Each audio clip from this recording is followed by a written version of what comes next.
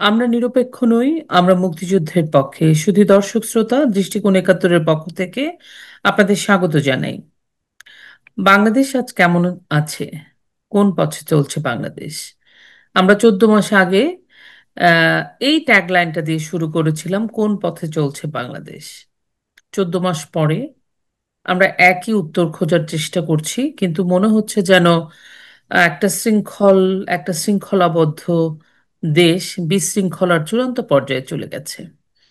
তো তারই ধারাবাহিকতায় বোঝার চেষ্টা করব যে আসলে আম, আজকে, কালকে, গতকালকে, পরশুদিন, যে 3 দিন 3-4 দিন যাবৎ আহ, যে কথাটা শুনছি, এবং সামনে বেশ কিছু কয়েক মাস যাবৎ নির্বাচন নিয়ে একটা ভীষণভাবে এক এক দিন এক এক কথা শোনা যায়। এখন শোনা যাচ্ছে তত্ত্বাবধায়ক সরকারের একটা প্রসঙ্গ ঘুরে ফিরে আসছে। এখন কোর্টের রায়টাও হবে। সবকিছু মিলিয়ে তত্ত্বাবধায়ক সরকারের বিষয়টা নিয়ে আসলে এই মুহূর্তে নির্বাচনটা কিভাবে যাবে, তত্ত্বাবধায়ক সরকার হবে না কিভাবে হবে, ইনক্লুসিভ নির্বাচন, অল ইনক্লুসিভ নির্বাচন হবে নাকি, সে বিষয়টা নিয়ে আমাদের সাথে আজকে আলোচনায় যুক্ত হয়েছেন। আমাদের সাথে কথা বলবার জন্য বিশিষ্টজন, তিনি একজন শিক্ষাবিদ, আম, এবং তিনি রাজনৈতিক বিশ্লেষক, এবং তিনি এক সময় ছাত্র রাজনীতির সাথেও সম্পৃক্ত ছিলেন, ছাত্রলীগের। তিনি ডক্টর আব্দুল আওয়াল। আওয়াল ভাই, দৃষ্টিকোণ একাত্তরের পক্ষ থেকে আপনাকে স্বাগত জানাই। উম, ধন্যবাদ লোপা। তোমাকেও স্বাগত জানাই এবং তোমার মাধ্যমে দৃষ্টিকোণ একাত্তরের সমস্ত দর্শক শ্রোতাবৃন্দকে অভিবাদন জানাই। আওয়াল ভাই, আমরা যে বলছিলাম যে আমরা তো আসলে অফলাইন অনলাইন সবসময় এটা নিয়েই কথা বলতে থাকি। তো এই যে বলছে এখন এই যে তত্ত্বাবধায়ক সরকারের অধীনে নির্বাচন হবে, তত্ত্বাবধায়ক সরকার আসলে ব্যবস্থা চালু হবে কিনা, বা ইউনুস যাবে, ইউনুসের সেভ এক্সিট, এই বিষয়টা নিয়ে আপনি একটু আমাদের দর্শকদের জন্য কিছু বলেন না? আসলে কি মনে করেন আপনি, কি হবে? না, ধন্যবাদ লোপা। এটা একটু যৌক্তিক প্রশ্ন, কারণ এই প্রশ্নটা ঘুরে ফিরে আসছে কয়েকদিন যাবত এবং অনেক দিন যাবত চালু থাকলো, কিন্তু এই কয়েকদিন, বিশেষ করে গত সপ্তাহ থেকে খুব জোরসুরি আসছে। জি। আসার কারণ হলো যে পশ্চিমা বিশ্ব, লোপা তুমি হয়তো খেয়াল করবা যে বিগত 4 অক্টোবর একজন প্রখ্যাত সাংবাদিক মাইকেল রুবিন একটা আর্টিকেল লিখেছেন, যেটা নাকি সাড়া ফিরিয়েছে। এবং উনি অত্যন্ত সুন্দরভাবে বলেছেন দেশ কোন পথে যাচ্ছে বাংলাদেশ। আমরা বলছি না, কিন্তু তার একজন আমেরিকান সাংবাদিক অত্যন্ত সুন্দরভাবে উপস্থাপন করছেন যে বাংলাদেশ আজ কোন পথে, জঙ্গি উত্থানের পথে যদি উনি বলেছেন। এবং শুধু তাই না, উনি একটা চিঠি দিয়েছেন। এটা শুনলাম যে একটা চিঠি দিয়েছেন বা দিচ্ছেন, তো আমেরিকার প্রেসিডেন্টের কাছে দিয়ে 4টি পয়েন্টে, যে যদি এই মুহূর্তে বাংলাদেশের যে অবস্থা আছে, ইউনূস সরকার তার পক্ষে একটি সুষ্ঠু নির্বাচন করা সম্ভব নয়।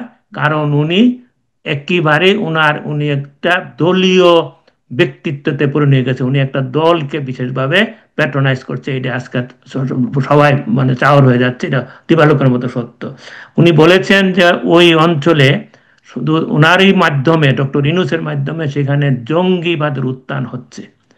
এবং এই জঙ্গিবাদ, উনি আরেকটা পয়েন্ট বলছেন যে এটা যদি অনতি বিলম্বেই যদি এটাকে না করা হয়, দমন না করা হয় বা এটাকে চেক দেওয়া না হয়, তাহলে এশিয়া, এই অঞ্চলে একটি বিরাট অশান্তি এবং মানে ভূরাজনৈতিক নিরাপত্তা ইস্যু অত্যন্ত বলিষ্ঠভাবে জোরালো হবে।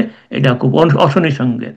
এবং উনি চতুর্থ পয়েন্টে বলেছেন যে একমাত্র সম্ভব সেখানে আগের প্রধানমন্ত্রী, বর্তমানে যিনি বলবৎ আছেন, তাকে নিয়ে ওখানে একটি সুষ্ঠু নির্বাচনের মাধ্যমে, নিরপেক্ষ নির্বাচনের মাধ্যমে একটি জনগণের প্রত্যাশিত সরকারের কাছে ক্ষমতা হস্তান্তর করার মাধ্যমে সেখান থেকে উত্তরণের সম্ভব।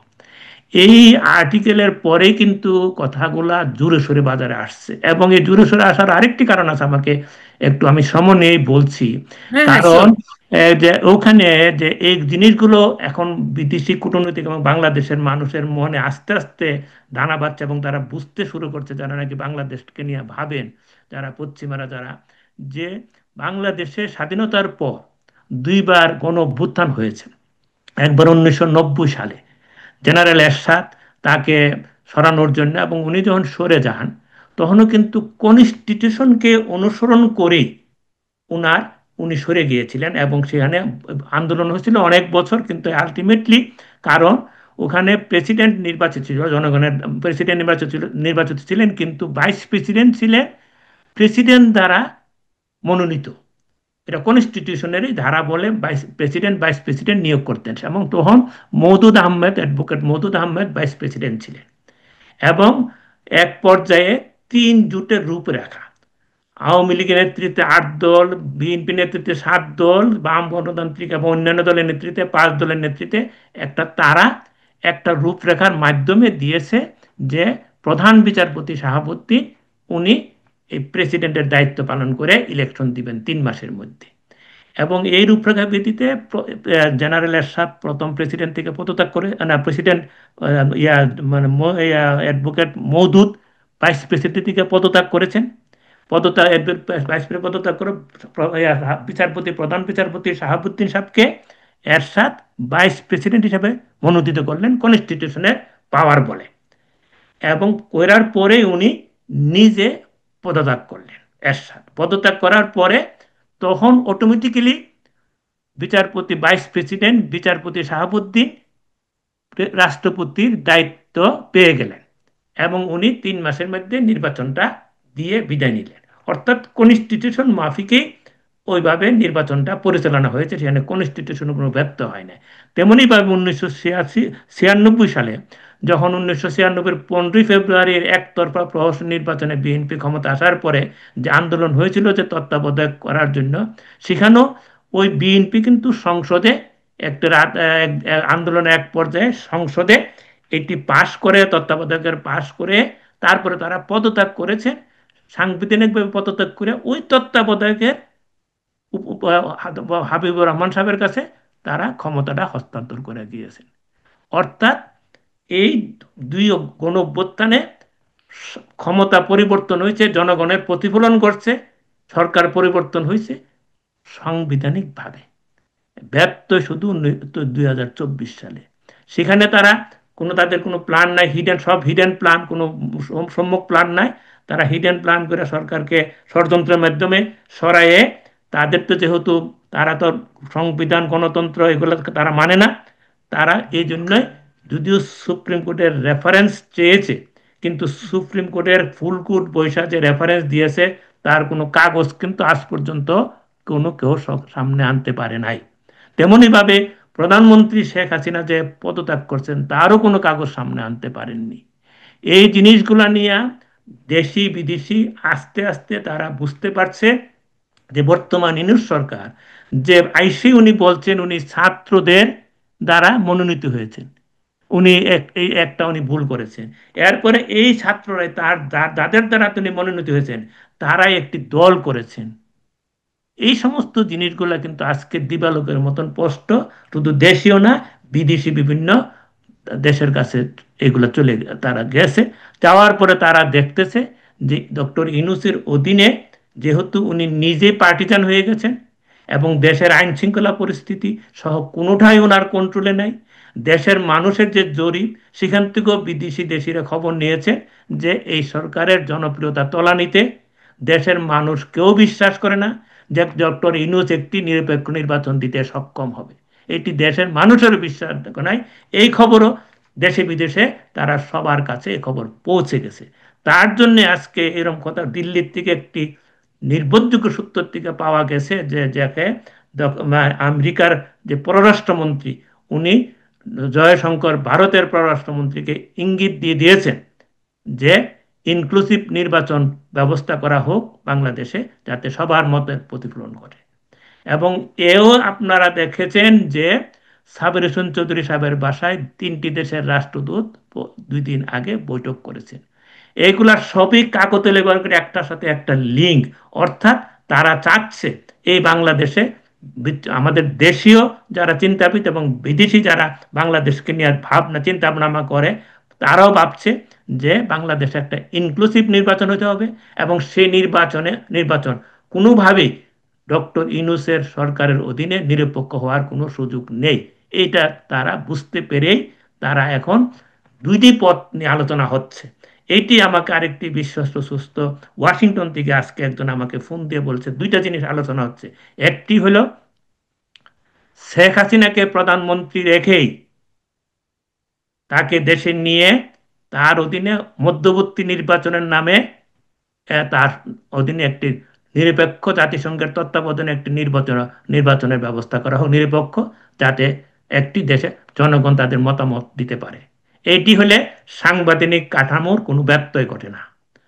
আরেকটি প্রচলন আছে, যদি এটা এক নম্বরটা সম্ভব না হয়, তাহলে একটি তত্ত্বাবধায়ক সম্রাট, যেহেতু এটা হাইকোর্টে একটা এখন আমরা আপিলের অধীনে আছে শোনা যাচ্ছে, এটা রায় দিলেই, এটা প্রাথমিক রায় হয়ে গেছে, তো তাহলে ওই রায়ের বদলতে তত্ত্বাবধায়ক সরকারের মাধ্যমে একটি নিরপেক্ষ নির্বাচন দিয়ে জনগণ যাতে তাদের নেতা এবং সেটা যেন ইনক্লুসিভ হয়। ইতিমধ্যে শোনা যাচ্ছে, একটি রিপোর্টে বের হয়েছে যে সারা পৃথিবীর 104টি দেশ ইতিমধ্যে জানিয়ে দিয়েছে যে ইনক্লুসিভ নির্বাচন ছাড়া বাংলাদেশে তারা কোনো সরকারকে তারা বৈধতা দিবে না। নানা কথা কিন্তু বিভিন্ন সূত্র থেকে পাওয়া যাচ্ছে। তাই লুপা, আমি একটা আজকে এই জন্য স্পষ্ট বলতেছি যে বাংলাদেশে আজকে মহাসংকটে যাচ্ছে, এবং এই জিনিসগুলাকে মানে একটা বিশৃঙ্খলা করার জন্য কিন্তু লোকে সরকারে বসে নেই। তার আলামত দেখা যাচ্ছে। গত পরশু 5 জন সিনিয়র আর্মির general, lieutenant general, major general সহ প্রায় 15-16 জন বা আরো বেশি তাদের প্রতি গ্রেপ্তারের পরোয়ানা জারি করছে, যা একজনকে নাকি গ্রেফতার করছে, আমি মাত্র করে শুনলাম ফেলেছে। এখানে। এইটা যা বাংলাদেশের ইতিহাসে বিরল, এটা আর তো এরকম কোনো অদ্ভুত ঘটনা। একটা নিয়ম। কারণ এইটির কারণ হচ্ছে, অনেকেই বলতেছে বিভিন্নভাবে ভিন্ন বিশ্লেষণ করতেছে। একটি বিশ্লেষণ হলো সরকার নিজেই ইলেকশন বা বিভিন্ন এগুলা বানচাল করার জন্য, এগুলা যে পরিকল্পনা বিনাতে এগুলাকে বানচাল করার জন্য একটা অস্থিতিশীল করার তারা নিজেরাই করতেছে, আর দূর চাপাচ্ছে আওয়ামী লীগ এবং ভারতের উপর, তাদের স্বভাব সুলভ যেটা নাকি সবসময় করে। সুতরাং দেশ গভীর সংকটে আছে, এবং আশার আলো হলো যে দেশের মানুষ একটা ভাবে চেয়ে আছে যে একটা ইনক্লুসিভ নির্বাচন হোক। রিকশাওয়ালাও বলতেছে এই দেশে আওয়ামী লীগ ছাড়া কোনো নির্বাচন হওয়ার কোনো সুযোগ নেই। সুতরাং এইটি হলো সবচেয়ে খারাপের মধ্যে আশার আলো, যে একটি আইদার শেখ হাসিনা অথবা একটি নিরপেক্ষ তত্ত্বাবধায়ক সরকারের মাধ্যমে একটি নির্বাচন। তবে এইটি বিভিন্ন সূত্র থেকে আমি অনেকটা নিশ্চিত যে ইনুসের অধীনে নিরপেক্ষ নির্বাচন আর হচ্ছে না, এবং ইনুসের বিদায় অত্যাসন্ন। অনেক ধন্যবাদ আওয়াল ভাই। তার মানে আসলে আমাদের আপাত দৃষ্টিতে মোটের উপরে বোঝা যাচ্ছে যে আপনার কথাও যেটা বুঝলাম, যে আমাদের আসলে এই মুহূর্তে একটা নির্দল মানে অল ইনক্লুসিভ, সবাইকে নিয়ে সমস্ত রাজনৈতিক দলের অংশগ্রহণে একটা অংশগ্রহণমূলক অংশদারিত্বমূলক নির্বাচন প্রয়োজন। সেটা ইউনুসের আন্ডারে নয়, কারণ ইউনুস তার নিরপেক্ষতা প্রমাণ করতে ব্যর্থ হয়েছে।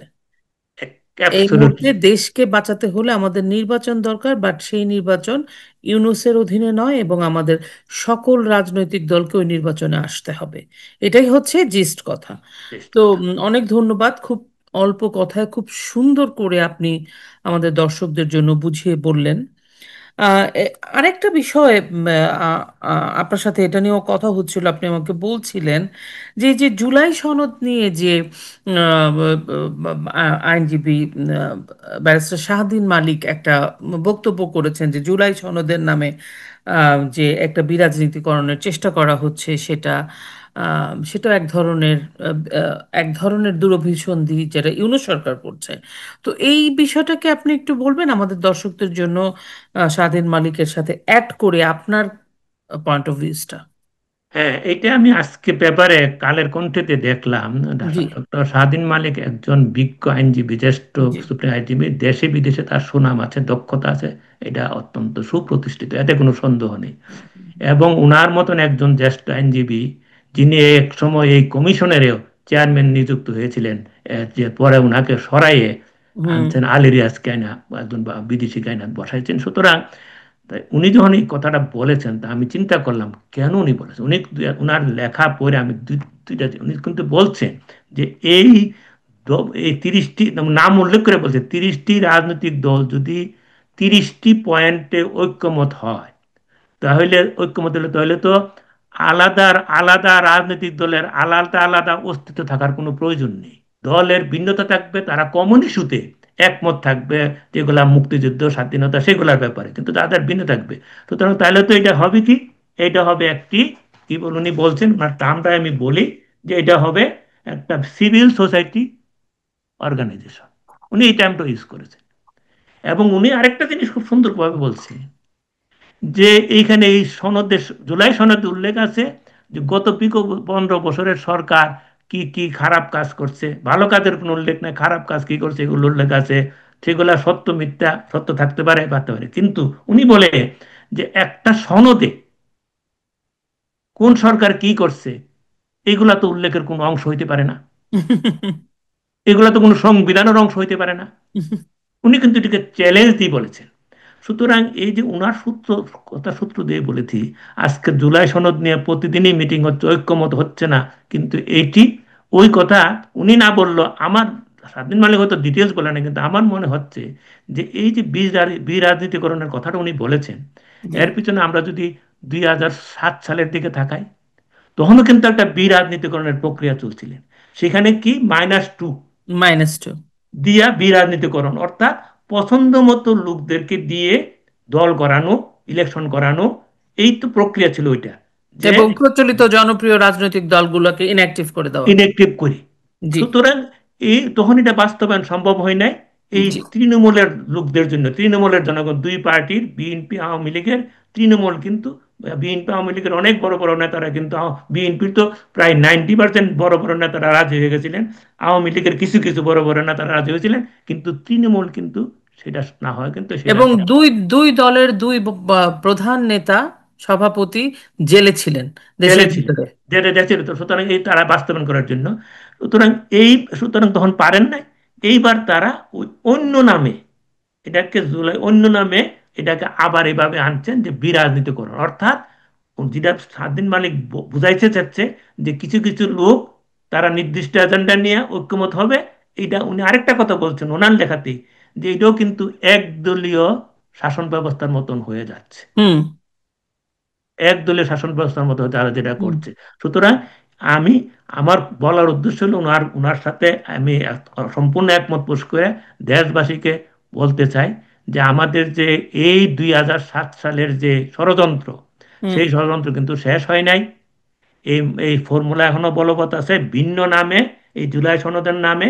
সুতরাং জুলাই সনদের নামে যে চলছে, এইটি আমাদের দেশেরকে একটা বিরাজনীতিকরণ এবং একদলীয় শাসন ব্যবস্থার নামান্তর মাত্র। সুতরাং এখান থেকে জনগণকে সোচ্চার হওয়ার জন্য আহ্বান জানাচ্ছি। অতীত 2007 সালে জনগণের জন্য এটা প্রতিহত হয়েছিল, তৃণমূল জনগণের জন্যই, নেতারা কিন্তু এটা প্রতিহত করতে পারেন নাই। আজকে আমি মনে করি এই বিরাজনীতিকরণের প্রক্রিয়া, জুলাই সনদের নামে যে প্রক্রিয়া চলছে, একদলীয় শাসন ব্যবস্থা কায়েমের যে প্রক্রিয়া চলছে, ডক্টর স্বাধীন মালিকের সাথে সুর মিলিয়ে বলতে চাই, এটাকে প্রতিহত করার জন্য জনগণকে সজাগ, সোচ্চার এবং প্রয়োজনে রাস্তায় নামতে হবে। অনেক ধন্যবাদ ভাই। আমার কাছে আরেকটা জিনিস আপনার সাথে জাস্ট সাপ্লিমেন্ট করতে চাই, সেটা হচ্ছে যে এই যে বিরাজনীতিকরণ, এই যে রাজনৈতিক দলগুলোকে ইনঅ্যাক্টিভ করে দেওয়া, একদলীয় শাসন ব্যবস্থা, স্বাধীন মালিক যেহেতু আইনের মানুষ, উনি আইনের ভাষায় কথা বলবেন। একজন সাধারণ মানুষ হিসেবে যেটা আমি বুঝতে পারি, বেসিক্যালি ইউনূসের এজেন্ডা হচ্ছে বাংলাদেশকে একটা ইসলামিক রাষ্ট্র, উগ্র ইসলামী রাষ্ট্রে পরিণত করতে চান। এবং ওনার সাথে প্রধান যে রাজনৈতিক দল, যিনি সমস্ত ওনার সলা পরামর্শ, ওনার যে প্রথম সাথী, সেটা হচ্ছে এক নাম্বার সাথী, সেটা হচ্ছে জামাত। এবং আপনি দেখেন যে মামুনুলদের দৌরাত্ম্য, ইসলামী বিভিন্ন সংগঠনগুলো যেভাবে প্রতিপত্তি দেখাচ্ছে, তাতে করে, এবং তারা প্রকাশ্যে বলছে আমরা শরিয়া আইন চাই, আমরা যদি দেশ নিতে পারি আমরা ইসলামী ধারায় দেশ চালাবো। তার মানে কি, ওনারা রাজনীতি বা আমাদের সংবিধানের যে চার মূলনীতি থেকে সরে তারা একটা অন্য আইন প্রতিষ্ঠা করতে চাচ্ছে। সেটা হচ্ছে মূল। এই জন্যই এই যে এত কিছু পায় তারা, ওনারা করতেছে।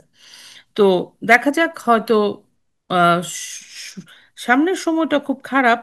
একটা ছোট্ট প্রশ্ন করে ফেলি, আপনার কি মনে হয় আওয়াল ভাই, আম, উম, আমরা কি এই এই যে গ্রহণ কাল চলছে, এখান থেকে কি আমাদের একটা নতুন সূর্যোদয় হবে? আমরা কি আলোর মুখ দেখতে পাবো, না তলিয়ে যাব? রূপা, আলী, তোমাকে একটা কথা বলি। জি। আমি মুক্তিযুদ্ধ দেখেছি, অংশগ্রহণ করেছি। জি। এই 71 এখনো মনে পড়ে। 75 পরে পরবর্তী দেখেছি। 2090 এরশাদের আন্দোলন, 90, 2001, 6 সব দেখেছি।